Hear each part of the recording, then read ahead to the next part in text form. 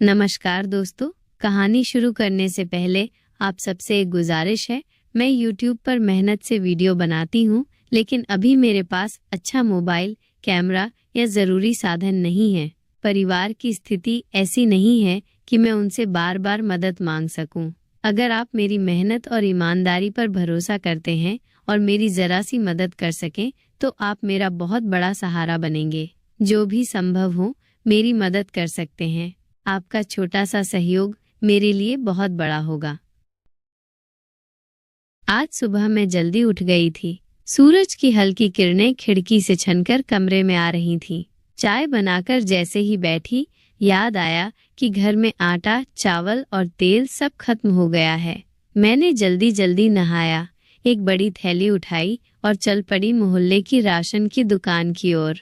रास्ते में ठंडी हवा चल रही थी और कुछ औरतें भी अपने झोले लिए दुकान की ओर जा रही थीं। जैसे ही दुकान पहुंची, देखा वहां पहले से ही लाइन लगी थी। दुकान वाला काजू भैया रोज की तरह अपनी मुस्कान के साथ खड़ा था, लेकिन उसके चेहरे पर हल्की थकान भी दिख रही थी। मैंने चुपचाप लाइन में खड़े होकर इंतजार करना शुरू किया। एक औरत सामने खड़ी थी जो बार बार अपनी सूची देख रही थी। उसने धीरे से कहा, आज चीनी मिल जाएगी ना? तो काजू भैया ने हंसते हुए कहा, आज सब मिलेगा बहन जी, बस थोड़ा धैर्य रखो। जब मेरी बारी आई तो मैंने झोले से अपनी लिस्ट निकाली और काजू भैया को दी। आटा 4 किलो, चावल 5 किलो, सरसों तेल 2 लीटर, दाल 1 किलो। दुकान वाले काजू भैया धीरे धीरे सब तौलने लगे। इतने में बगल से एक छोटी बच्ची आई। उसकी माँ ने कहा, गुड़ भी देना भैया, बच्ची को पसंद है। वो छोटी सी बच्ची मेरी ओर देखकर मुस्कुराई और मेरा दिल खुश हो गया। काजू भैया ने झोला भरकर मुझे थमाया और बोले, आजकल बहुत भीड़ हो रही है दीदी, लेकिन आप जैसे पुराने ग्राहक आ जाते हैं तो अच्छा लगता है। मैंने मुस्कुराकर धन्यवाद कही और झोला उठाकर घर की ओर चल पड़ी।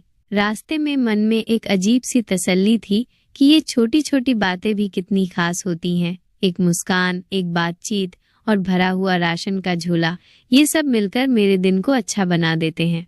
झोला उठाकर जैसे ही मैं घर पहुंची, धूप अब तेज हो चली थी। माथे पर पसीने की हल्की बूंदें आ गई थीं, लेकिन हाथ में राशन का भरा झोला देखकर एक सुकून था, जैसे कोई जरूरी काम पूरा हो गया हो।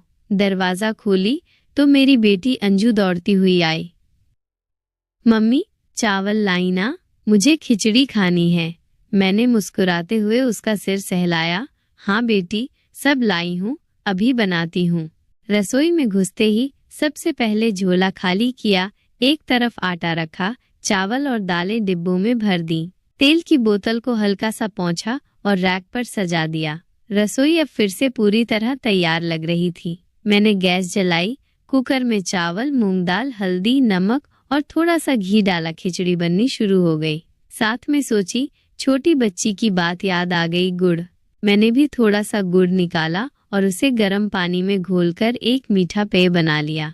थोड़ी ही देर में रसोई से खिचड़ी की महक पूरे घर में फैलने लगी। अंजू वहीं आकर बैठ गई। मम्मी, ये महक तो बहुत अच्छी है, जल्दी दो ना। मैंने प्लेट में खिचड़ी पर घी डालकर उसे दी, साथ में पापड़ और थोड़ा अचार भी रखा। अंजू ने पहला कौर खाते ही कहा, मम्मी, आप दुनिया की सबसे अच्छी कुक हो। उसकी ये बात सुनकर सारी थकान जैसे पल भर में दूर हो गई। खाना खाकर जब मैं आराम करने बैठी तो दिल में एक बात आई, कभी कभी खुशियाँ किसी बड़ी चीज में नहीं, बल्कि राशन लाने, खिचड़ी बनाने और बच्चों की मुस्कान में छुपी होती हैं। हम औरतें रोज कुछ खास करती हैं, बिना शोर मचाए, बस प्यार से। शाम का वक्त था। खिचड़ी खाने के बाद अंजू खेल में लग गई और मैं बालकनी में बैठी चाय पी रही थी। आसमान में हल्की गुलाबी लाली फैल रही थी। तभी नीचे गली में किसी की आवाज